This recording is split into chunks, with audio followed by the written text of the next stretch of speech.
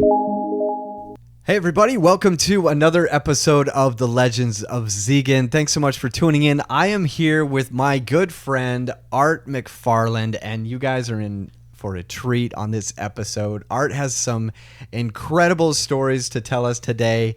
He is 100% legend material, and you guys by this end of the episode are going to realize I am absolutely accurate in that assumption. So say hi to everybody, Art. Hello, everybody. Art MacFarland. I am from, actually born in San Diego. Unfortunately, my father passed away when I was 11 months old. And the whole family moved back into Mexico, which is where I grew up through grammar school. And then once I was in grammar school or finished grammar school, I ended up in the U.S. again and doing high school in LA, then junior college in San Diego, and then eventually I moved to Phoenix to go to ASU. Yes, I'm a Sun Devil. Sun Devils. Some people like that, some people don't. Depends if you're a Wildcat fan. Anyway, so I've been in Arizona for a long time, off and on. While I was going to school, I ended up getting a job and moving to Tucson, Arizona as well.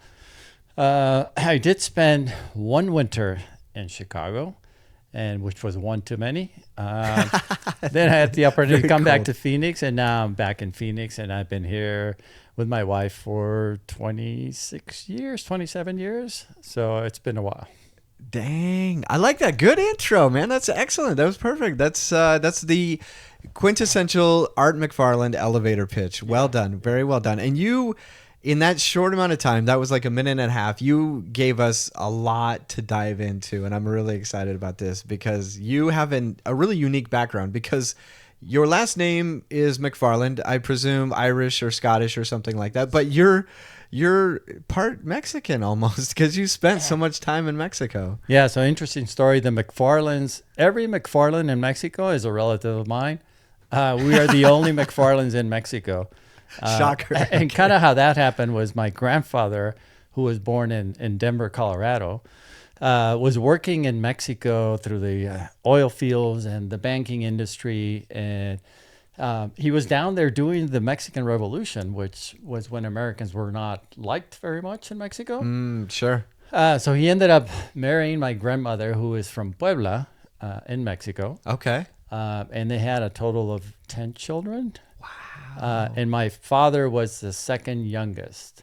So he was almost the baby of the family. Sure. Okay. So unfortunately, my father passed when he was 31, which... That's very young. When I was a kid, I thought he was really old. And then when I turned 31, I was like, holy crap, I can't believe he passed away this young. How young he was. Yeah. Wow. Yeah, and my mother raised us by herself. And since I was the last one out of 3 siblings, I have a brother and 2 sisters, and then myself. I was pretty much independent because my mother was always working, and I was just doing my thing. I didn't have anybody looking after me and telling me what to do most of the time. So I had a pretty cool childhood and learned how to be independent from a very, very young age. That's starting to already put the picture together for me of what I know of you as far as your kind of independent, free-spirited nature. Really, it sounds like it stemmed from a very early age for you, which I think is really awesome because, you have accomplished a lot, and we're going to dive into that in today's episode. I'm really excited because you guys have no idea the cool stuff that Art has been up to. But first, I want to. We're drinking Modelo, thank you so much for supplying these. A good Mexican beer, which is great. So thank you for that. Salud. Cheers! Salute to the episode. And let's dive in. So okay, you're a free spirit, very independent, but also you're a driven entrepreneur, and you're wearing the brand. You've started a business, and it's been going for quite a while. And we'll talk about more of your business kind of at the tail end, so stay tuned for that. But I do just want to briefly touch on your work history, right? Like, what were you doing, before you retired? You're retired now, correct? Yep. Lucky guy. Awesome. And now he's just hanging out doing podcasts and drinking Modelos. So my work life has gone many different directions. Coming out of college, I worked for a company that was hiring engineers. I'm actually an industrial engineer. That's my degree. Graduated in '88, I think. I don't even remember. It's been so long ago. Okay. Anyway, so I started with a company called, I won't say their name, but it was a loss prevention company, which meant that we worked for insurance companies. Yeah, And we okay. evaluated facilities from a fire, property damage and business interruption perspective. Oh, wow. So I got to travel, man, throughout the U.S., throughout Mexico, Hawaii. I mean, so many places. And I saw anything from office buildings to sawmills to missile manufacturing to semiconductor plants. I saw a lot of different industries. It was super interesting. And eventually I got laid off, right? You never want to hear that. Ooh, yeah. I got laid off, and the fire protection area or insurance company, that type of field, started dying down. There weren't a lot of jobs. So I ended up getting a job at American Express, a big financial company. Right. And interesting enough, eventually at American Express, I fell into a group called Disaster Recovery. Mm-hmm. And that's really about technology. How do you recover technology? Blah, blah, blah. Also business continuity, same thing, but it's not technology. It's actually your processes and your people. Sure. So I did that for quite a few years. And then eventually I got into third-party risk management as a business continuity expert or subject matter expert. So I was between business continuity and third-party risk management for the last 10, 12 years. I worked for multiple financial institutions and eventually ended up at USAA. Great company, great philosophy. Awesome company. They're having some issues right now, but anyway, when I was there, it was a great company. And eventually I got laid off from there. But the silver lining was that I was planning on retiring last year, right? And I did my bike ride, my big bike ride. We'll talk about that in a minute. I had 4 weeks to do my bike ride. Did my bike ride, came back, and I'm thinking, I think I need to retire. And eventually I got a message from my boss's boss.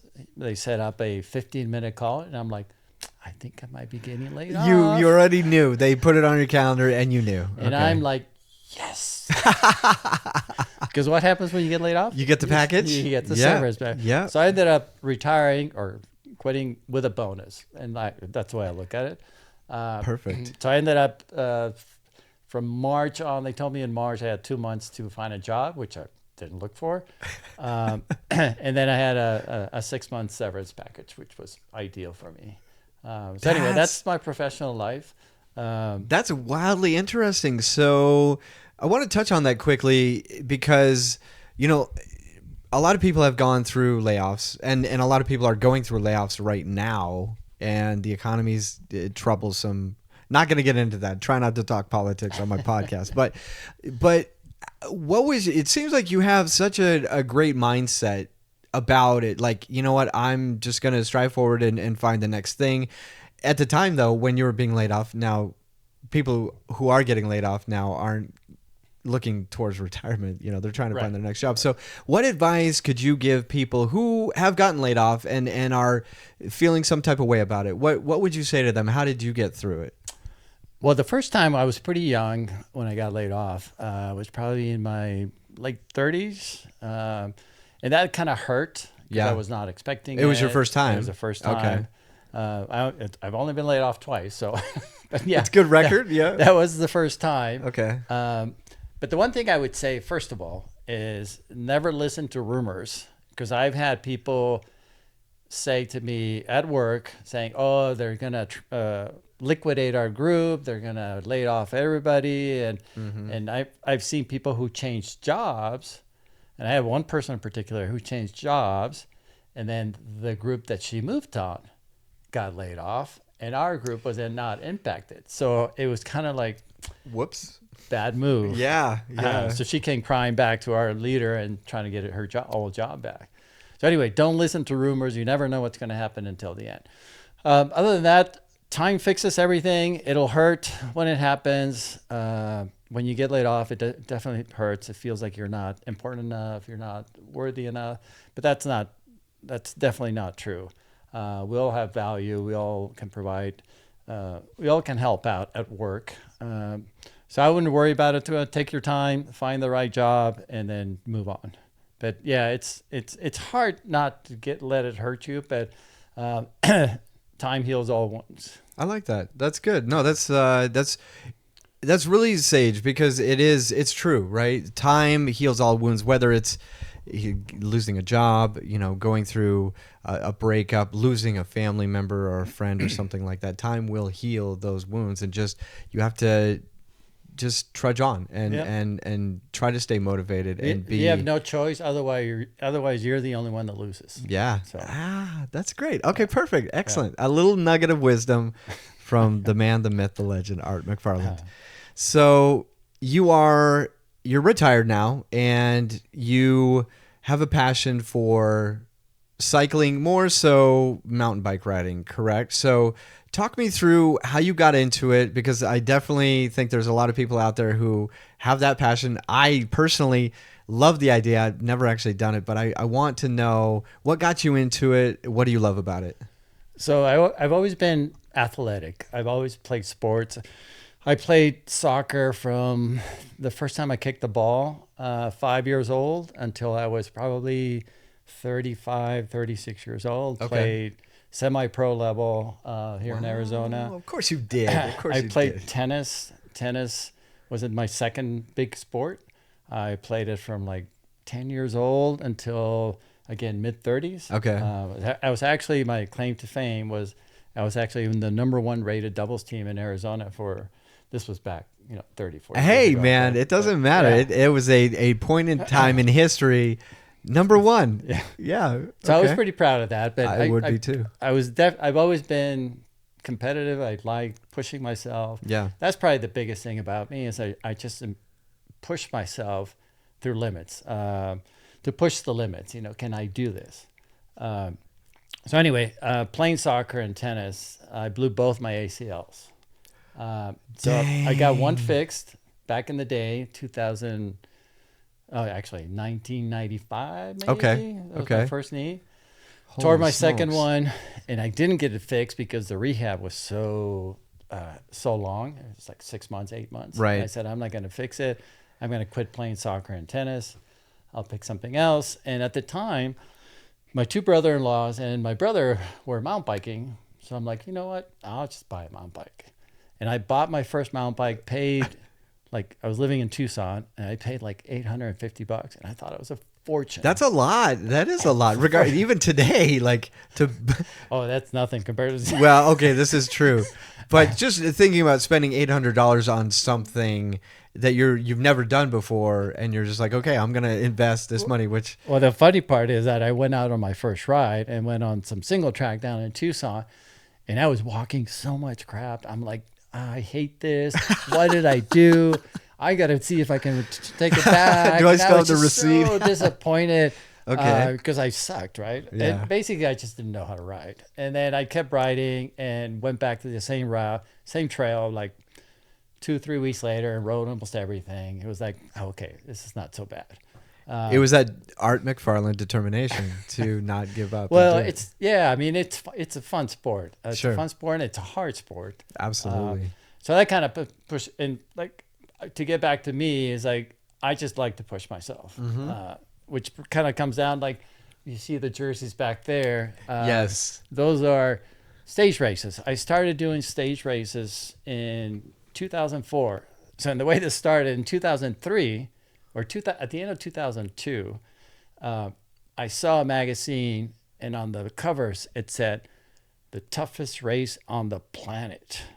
And I was like, I read through it, and it was the route of the conquistadores, la ruta de los conquistadores in Costa Rica. And I thought, I'm going to do that. It's the toughest race on the planet. Why not? So that was 2004. That was 20 years ago. Unbelievable. So I told a bunch of friends, and everybody, oh yeah, I'll do it too. I'll do it too. 2 of us went. 2 of us went. And I unfortunately felt extremely dehydrated after day 1. I could not start day 2. But I did start day 3. So I did 2 out of the 3 days, and I was very disappointed because I didn't finish. Sure. So what did I do? I signed up for it the following year, and I'm like, I'm finishing this son of a bitch. Wow. Went back there and with the same friend who went the first year, and I finished and felt strong, felt good, learned a lot about endurance racing. So that was the big thing. Now, how much training did you have to do knowing that you were going into this?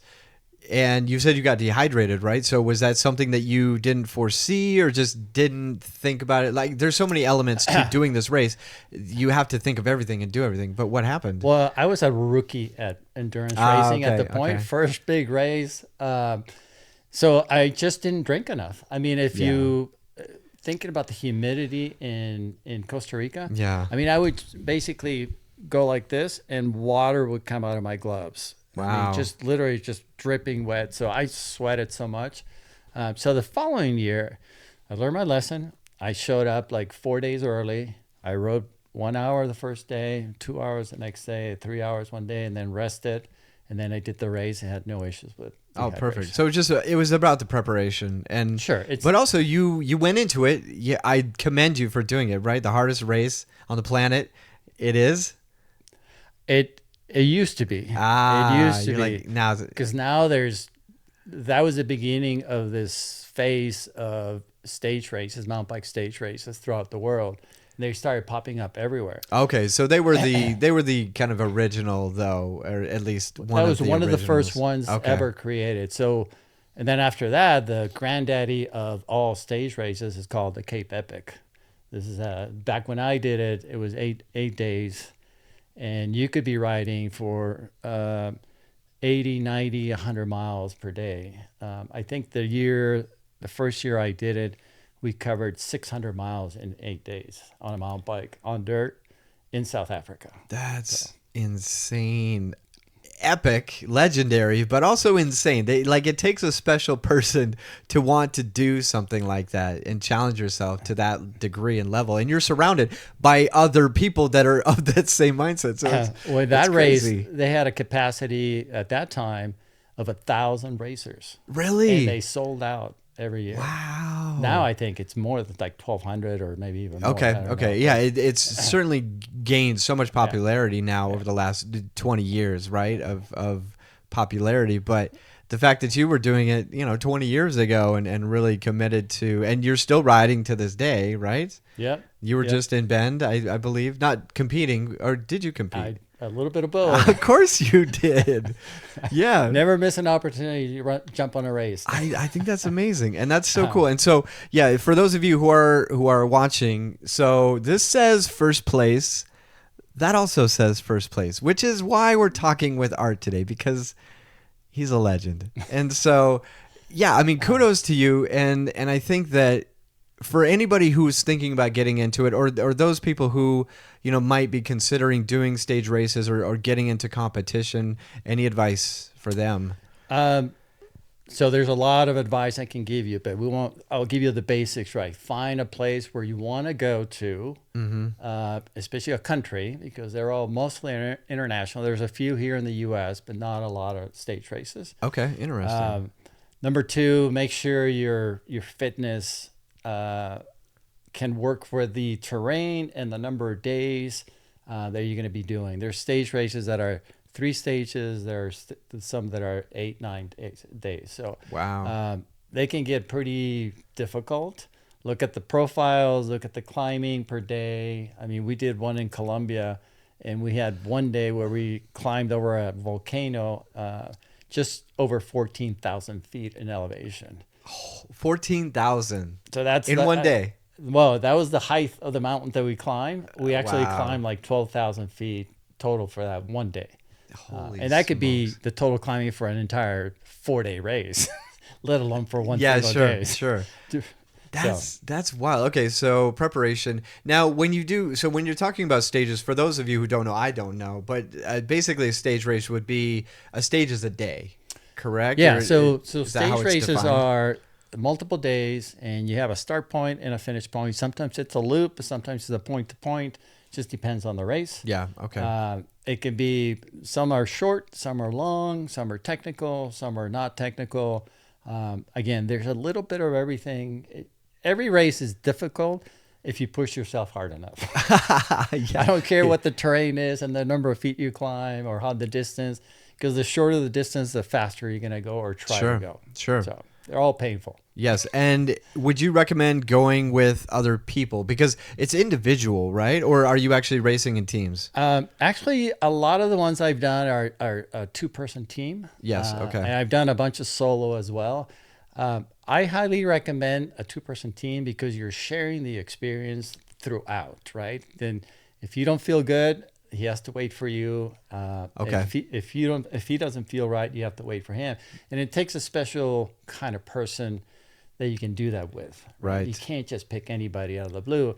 And then number two, they have to ride about the same pace you do. Yeah. They have to be able to take the vacation time, because a lot of these, if you're traveling far enough, it's going to be a week or 2 weeks. Sure. And then you got to be financially secure so you can pay for the travel, right? Because it's not free.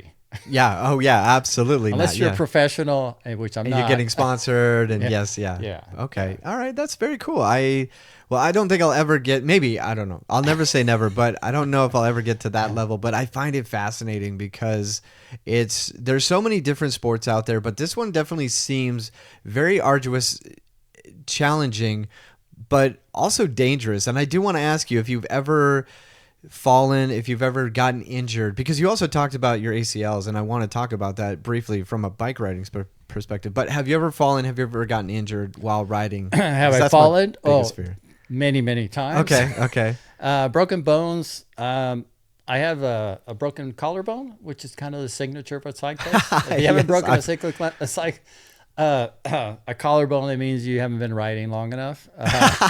You haven't earned your stripe or your crack. But I have a number of scars. I really haven't broken anything other than the collarbone.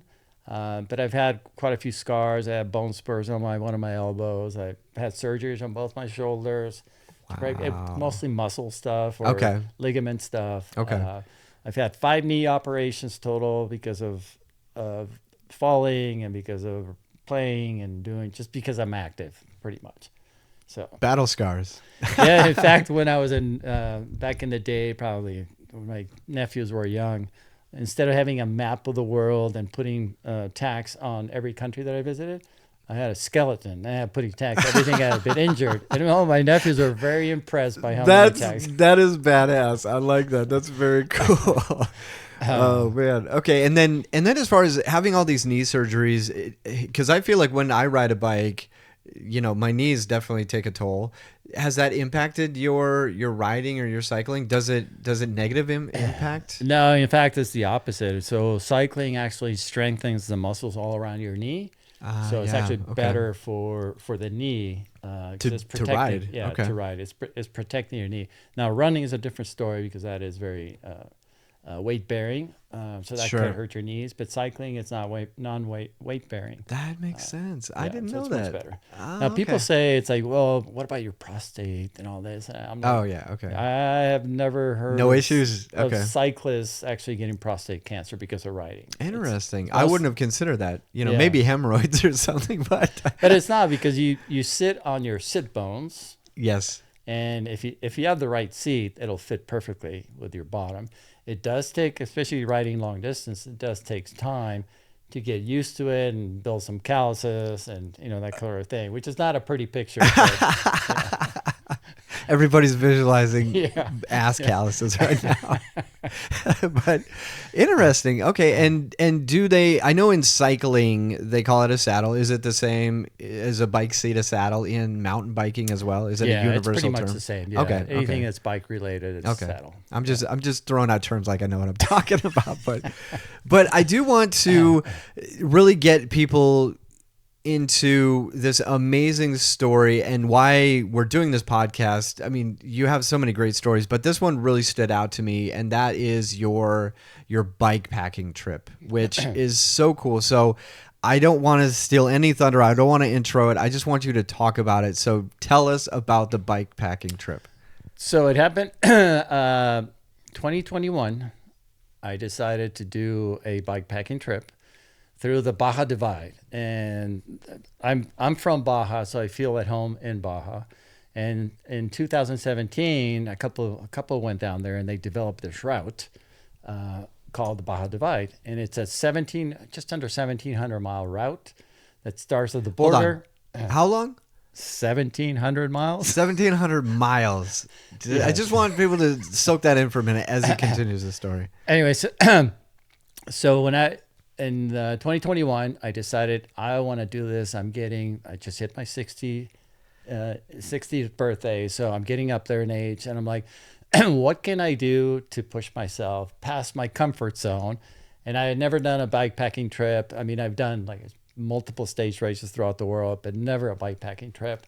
And I thought, unsupported, no help at all, just do it on your own. And there were 5 friends with me, and they were all like, we'll do it with you. Everybody raised their hands. And slowly, as we got closer to the date, people started dropping out. I can't do it. I got a birthday party for my kid. I can't go.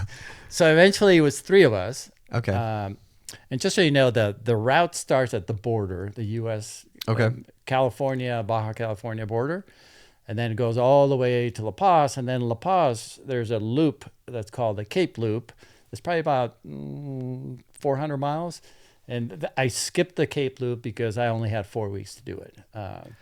So I took 4 weeks off of work, special permission from my boss's boss, and HR, and everybody had to approve it, right? Because I was going to be gone for 4 weeks. So I decided, well, I'm just getting to La Paz, and that's like 1,200 miles, 1,250 miles, something like that. I think that's long enough, don't you? Crazy. Okay. I think it was like 65,000 feet of climbing. 65,000. Damn. And it took me, it was 23 days of pedaling and 3 days of rest before I made it to La Paz. Wow. So it was an amazing story for me because I've been through a lot of those roads because it was all dirt. So just to make sure everybody's clear, there was no pavement, very few miles of pavement. Mm-hmm. It was all dirt and all in the middle of nowhere, right? So there's places where there's nothing within sections where the town to the next town was 120 miles, 130 miles. So you're pretty much out there on your own. You're by yourself. For 2 days. Yeah. 2 days. Now, luckily, I had 2 friends that went with me. Unfortunately, one of them got sick after day 1 and bailed. Dehydrated, didn't drink enough? No, it was the opposite. He drank the water. He got cold at night. So the very first night, we slept at 5,000 feet of elevation. And this is in actually late January. So I think we started like on the 27th of January. So the first day. Oh, so the temperatures are cold at night then. Well, only in the mountains, right? Oh, okay. And the first day we were over the biggest mountain, and we slept. And in the morning it started raining a little bit, so we had to kind of pack up and move, put jackets on and rain jackets, everything. Went down to the next town, and one of my buddies got wet. I don't know if his rain jacket wasn't working properly or he just didn't have the right gear. But anyway, he got wet, got cold. He couldn't feel warm. Stopped at a hotel, and he took a warm shower. He jumped in the bed, and we were all like, well, we have time. We can wait. Unfortunately, he never felt better. He wanted to quit, and I'm like, don't quit. I mean, it's only day 1. Yeah, right. You just got here, man. Like, don't quit. So I called some friends, and they picked us up where we were. They took us to Ensenada, which is where I'm from. Originally, that's where I grew up. My sisters lived there. We stayed with one of my sisters for a couple of nights because there was weather. It was raining, and we decided to take a day. Well, because you don't want to ride in the mud. And then by day, we're ready to get started again. He was still not. He was done. He did not want to keep going. I think a lot of it was just mental pressure. Sure. But he wasn't feeling well as well, so he didn't want to fall behind. He didn't want to delay us, so he decided to go back to the U.S. Okay. Me and my other buddy got a ride to another spot. We kind of skipped about 40 miles of the route because of the mud. I know the mud is horrible there. So, and when you get through mud, you you can't even push your bike, right? Because it clogs the wheel between the chain stays and the seat stays. Oh, yeah. Okay. So it becomes almost impossible to ride your bike. Yeah. You have to keep cleaning it and taking the mud off. So it wouldn't have been a lot of fun. So we decided to skip a small section, got somebody to give us a ride, and then we started off again.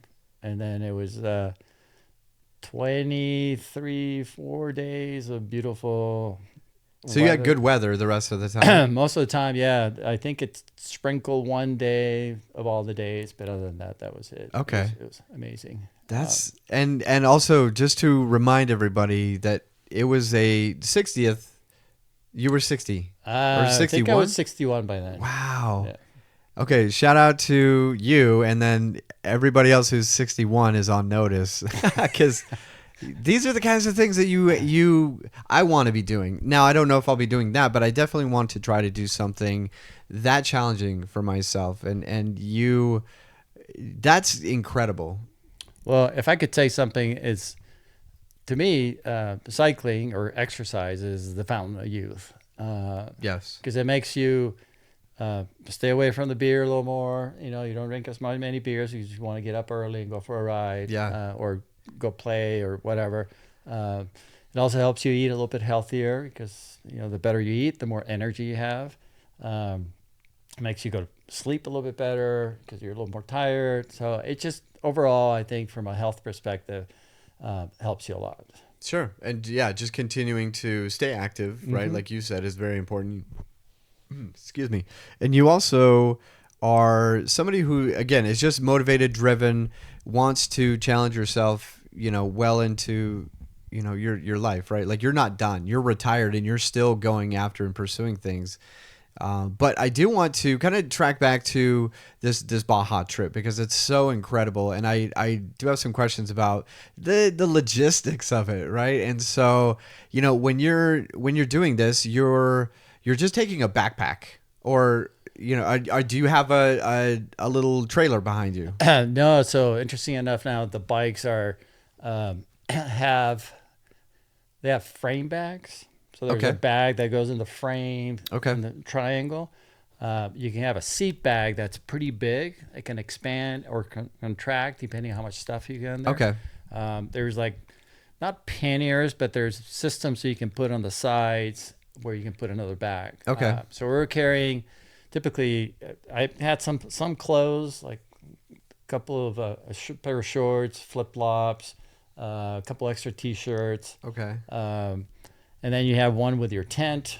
I'm a tent guy. I can't think of critters crawling over like me during the just night. Sleeping bag in this under the stars. Kind Some of thing? people have done that. Wow. And I'm like, not for me. Yeah, yeah. And I have one instance where we slept at the Mission San Borja.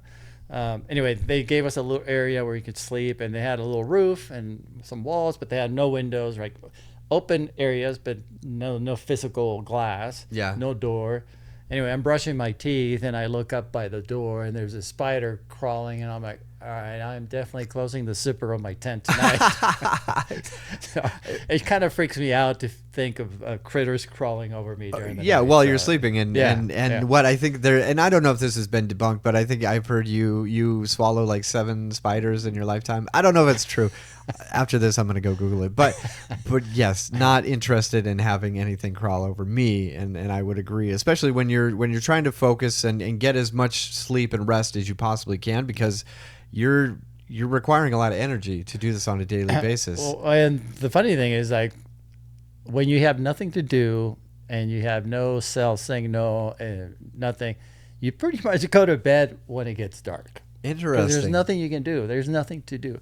We had a fire, a few nights, but it's like, we had a little bit of hot chocolate, and then it's like, go to bed. But it's in the winter. That's when you have to do it in Baja. You can't do it in the summer. It's just way too hot. Too hot. Okay. So I'd sleep, try to sleep at 7, 8 o'clock at night and get up as soon as the sun comes out and start riding. And I like to get up early, and as soon as there's light, I like to go. Okay. Well, my buddy was the opposite. Like, he liked to sleep. Take his time in the morning. Okay. So half the time I'm like, I'm off. You'll catch me. He was faster than me, a little bit younger, a lot younger than me. Okay. So I'm like, I'm just going to take off and just catch up with me. And, yep. And that's kind of the way we did it. Wow, for quite a few interesting. weeks. Okay, so you really are kind of like even though you're with another person riding, you are still riding by yourself though for a majority of the time and with your own thoughts. And I do want to ask you, what are you thinking about while you're riding? Like while you're out here, what did you do with your thoughts? Because So you think of everything. Like everything you can think of UFOs, you can think of your mortgage, you can think of your wife, you can think of your kids, your dogs.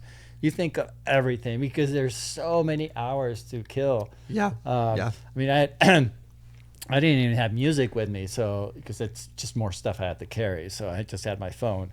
But yeah, you can think of and it did cross my mind a few times. What would I do if something happened? That crossed my mind numerous times. Sure. And then especially towards the last week when we actually got separated because I had a mechanical that I had to wait an extra day in one of the towns and get that fixed. Okay. And then I told my buddy, just keep going. We'll either catch up or we might not, but we both had trackers so we could see where each other was. Okay. So the last few nights I was there by myself. And that's when it really hit me like, there's nobody coming if something happens. So Yeah. it was kind of freaky, but at the same time, it was liberating. Because I remember my last night clearly. I was camping on the beach. I was only probably 40 miles from La Paz, but I was tired. And I didn't want to keep going that day. So I'm like, I'm just going to sleep on the beach. I sat in my little chair. I started looking at the ocean.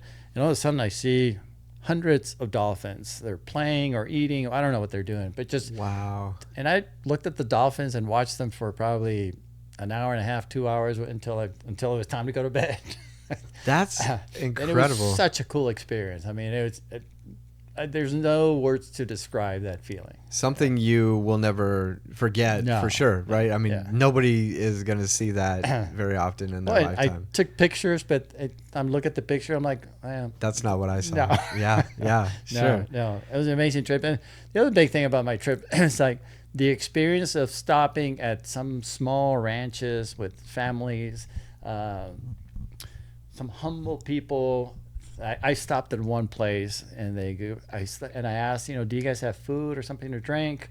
Because anytime you can have something cold to drink or eat some more better food, that's the best time, right? Yes. So I stopped and I go, do you guys have food? And they go, sure. What do you want? I'm like, no. Do you have Cokes? And I'm like, no sodas. Okay. What do you have? And they go, well, we make you lemonade. I'm like, I'll take a lemonade. They brought a pitcher of lemonade, right? And they go, what do you want to eat? I'm like, what do you have? They go, well, we can make you this, this, and this. All right. I think I had ham and egg burritos. So I'm eating three ham and egg burritos and a pitcher of lemonade in the middle of nowhere, a small ranch. And the guy starts talking to me and say, what's your name? Where are you from? And then we started talking about families and how his family was from there. And he had his kids were there, his grandkids were there. And we talked about MacFarlands and how they were from the U.S., then Mexico.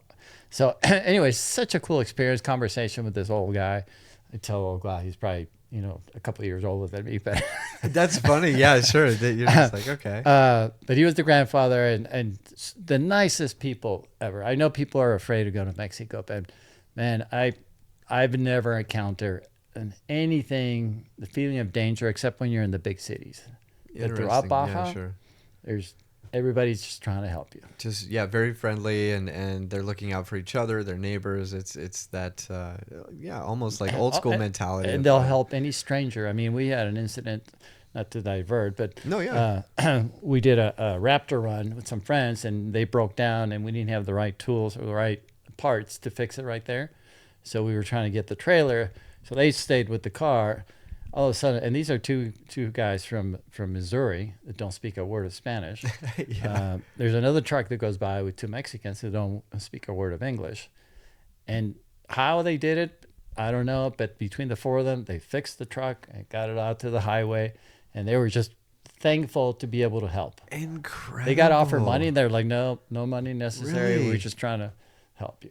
That's amazing. That is, I love that. That's very cool because yes, I think there is a lot of stigma around Mexico and cartels and violence and stuff like that. But to your point, it's by and large just really friendly people who are trying to do good and help other people. My mentality about people, and this is all over the world, is like 95 or 99% of people are good. Yeah, they're nice people. They're just trying to help, trying to do the right thing.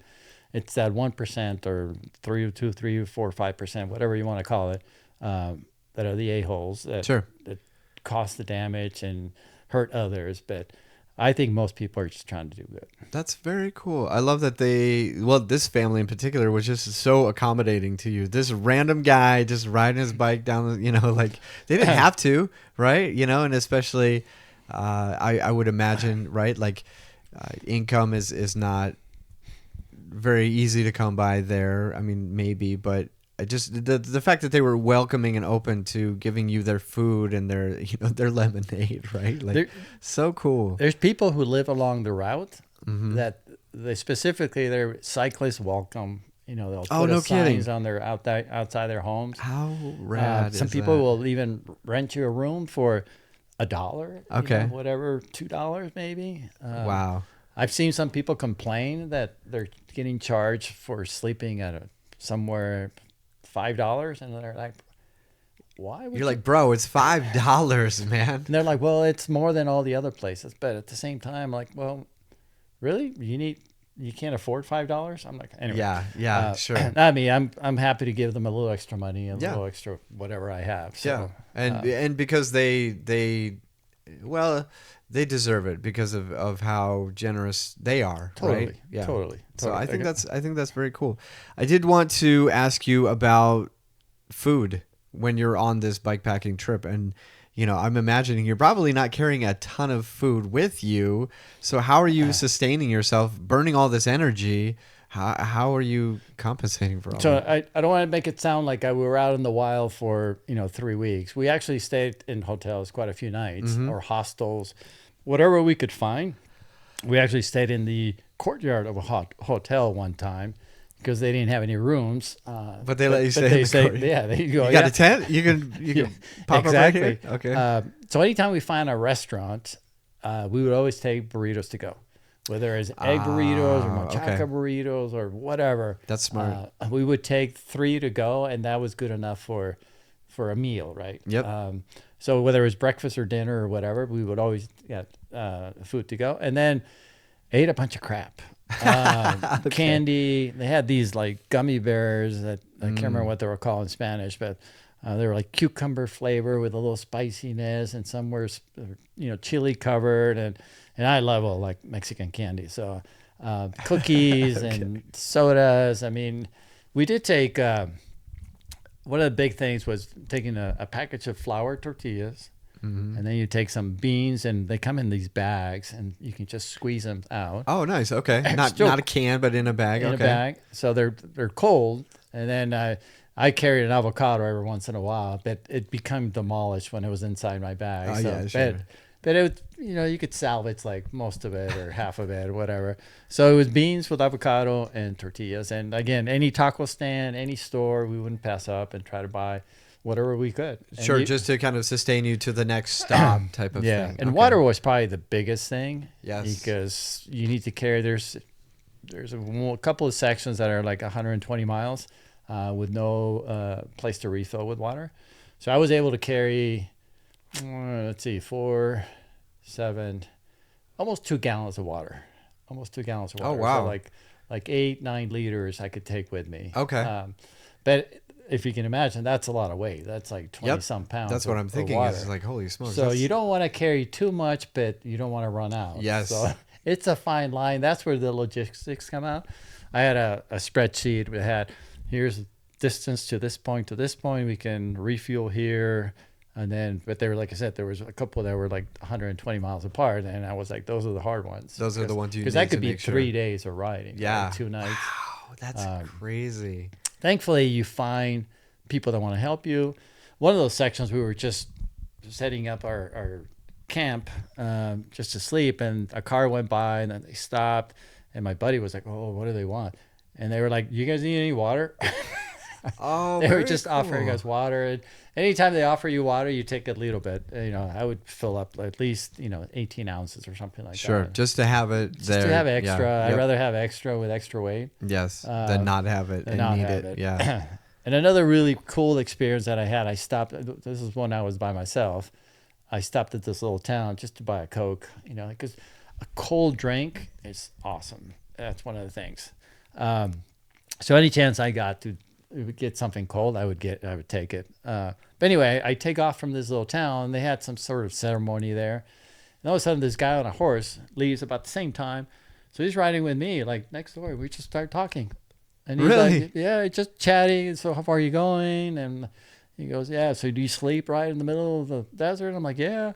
He goes, are you afraid of snakes? I'm like, no, not really. You afraid of coyotes? I'm like, no, they're more afraid of me. And they go, you're afraid of cougars? I'm like the cat kind? And he goes, yeah. I'm like, yeah, there are a lot of those here. And he goes, no, they pretty much moved up north now. But anyway, it was kind of interesting. We just talked.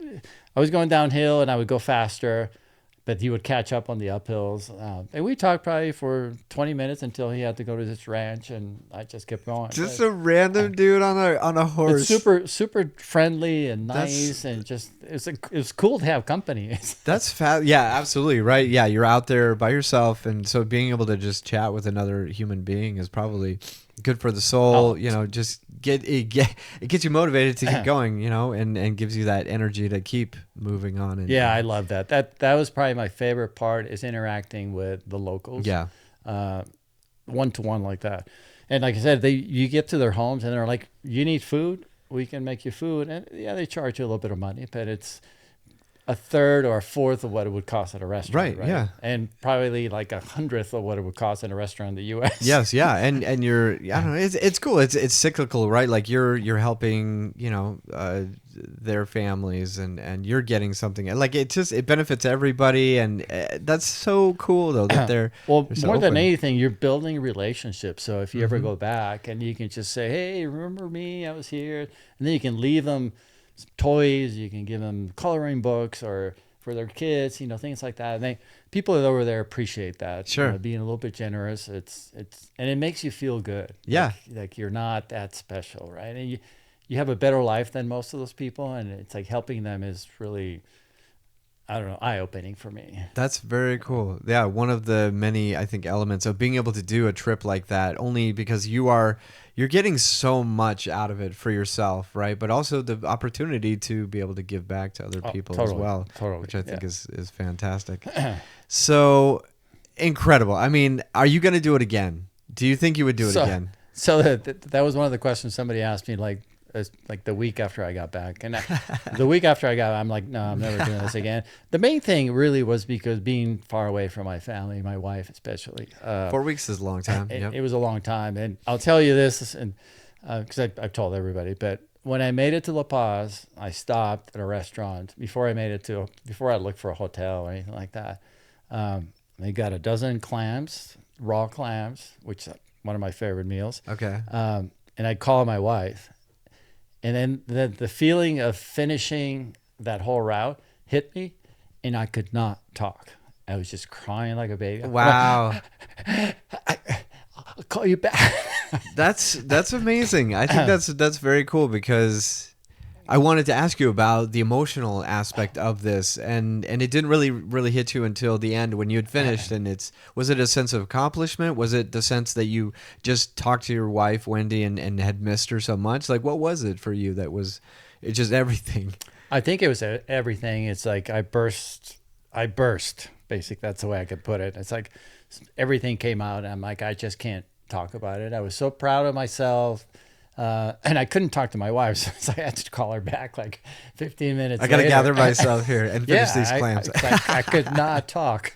I don't know what it was. It's such an accomplishment. I thought it was such an accomplishment. And I think a lot of people think and other people will say, well, whatever. But for me, it was like, I did it. That's huge. What I set to do, I did. Would I do it again? I think I would do it again with the right people. Yeah. and more people would be helpful. Okay. And even having a support vehicle to do it faster. Okay. So I would love to do the whole thing. So we skipped one little section up north because of the rain. And then we skipped another section because I was trying to save time. And at the same time, I got to visit my brother who lives down there. Very cool. So we stayed one whole day with him, 2 nights.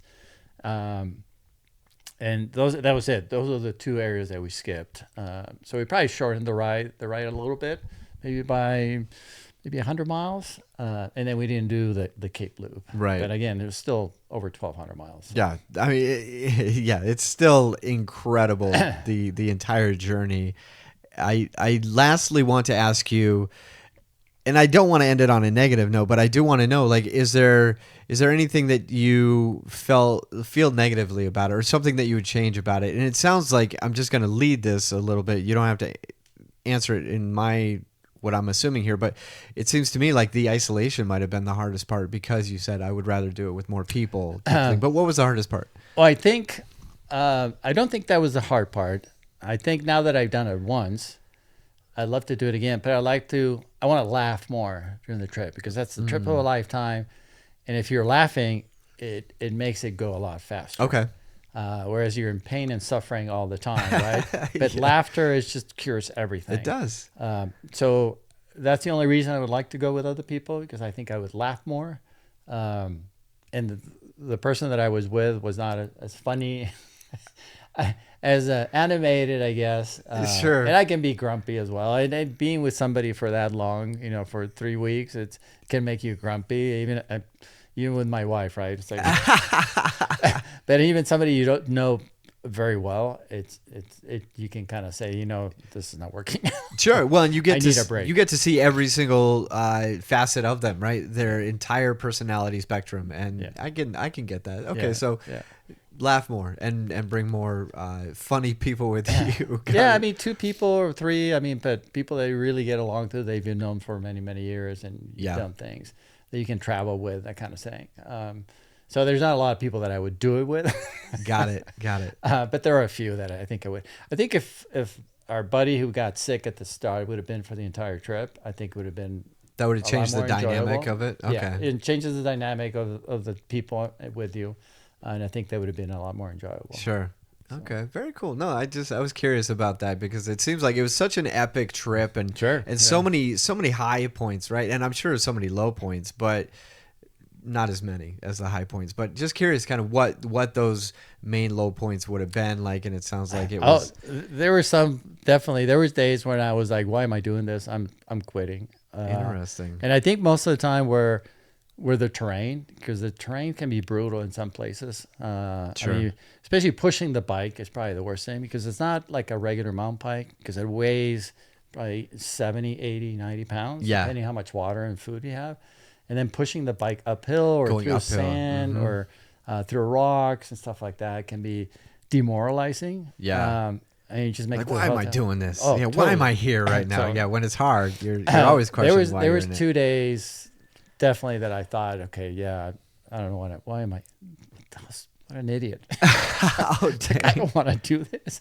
But that's the success, right? Because when you push through those things, that makes you stronger mentally, I think. Yes. And physically too, as well. Sure. But, And I think it makes sense why you had such an emotional experience at the end too, because you experienced so deep lows and you overcame them, and you're just like, yes, I can't believe I did that, and it was hard, like very hard. well, I didn't mention this, but I did it for a charity, is Wake for Warriors, which is Yes, okay. it's a organization that helps wounded veterans be able to wakeboard or ski on boats. And these guys don't have limbs, they'll have missing their 1 leg, 2 legs, no arm, but they get them out in the water and they do things that you would think are impossible to do with their condition.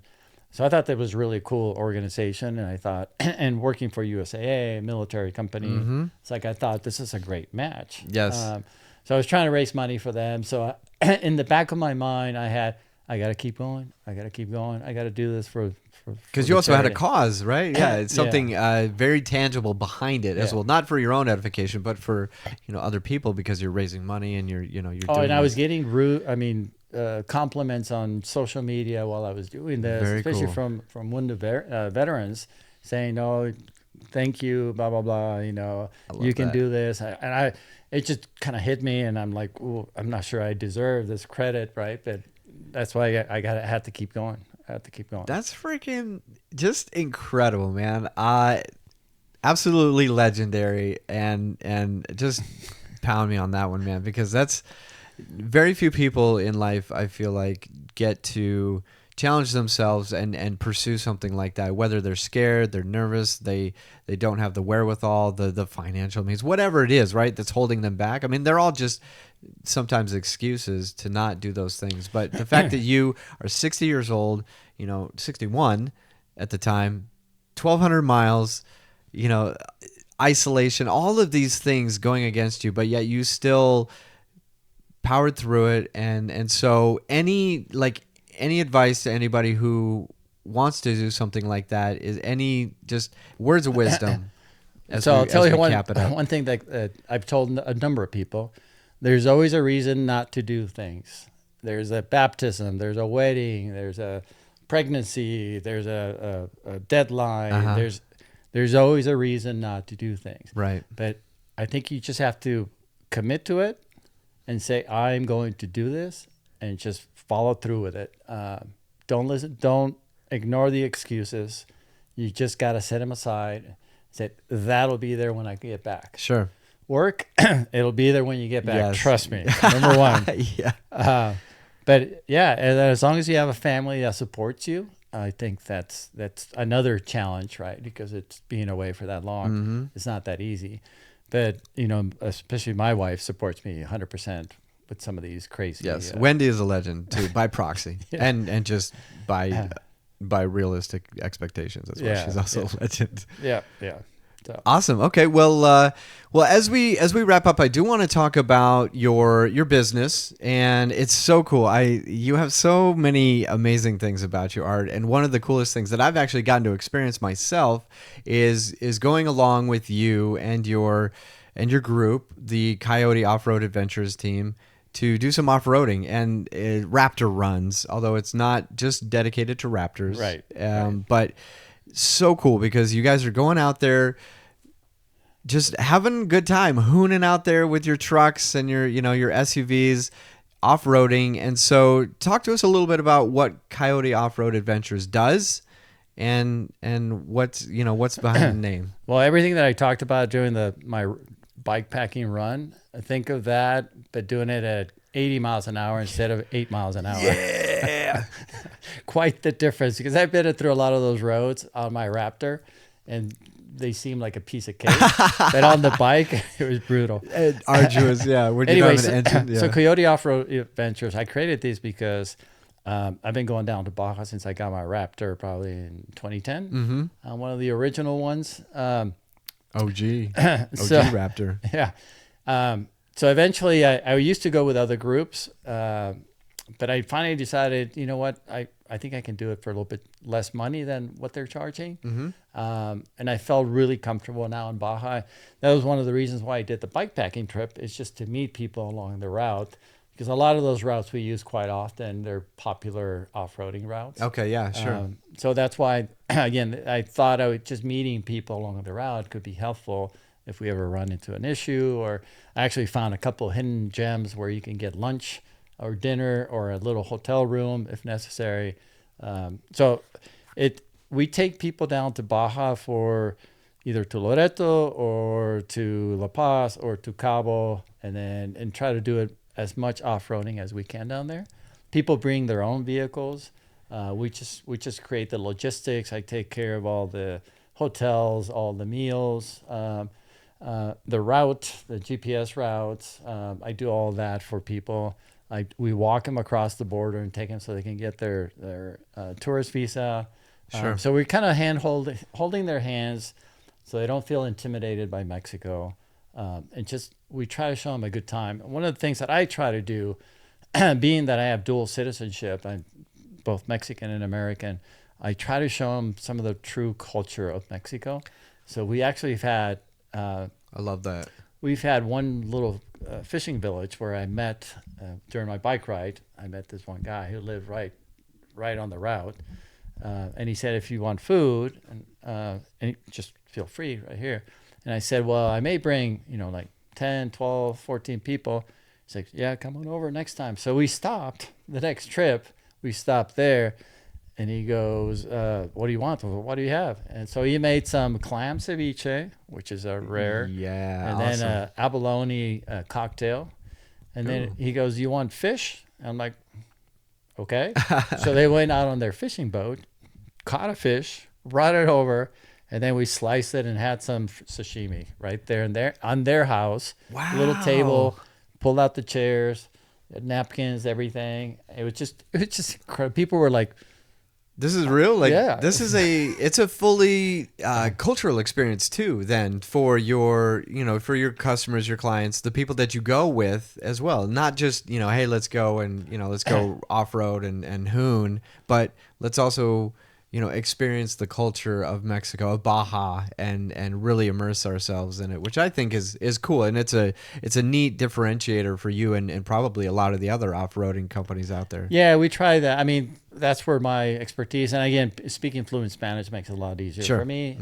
But it also makes the locals feel more comfortable. Right. Because they figure, oh, this guy's not an American. He's not a tourist. He's Mexican. Because I speak with their accent, right?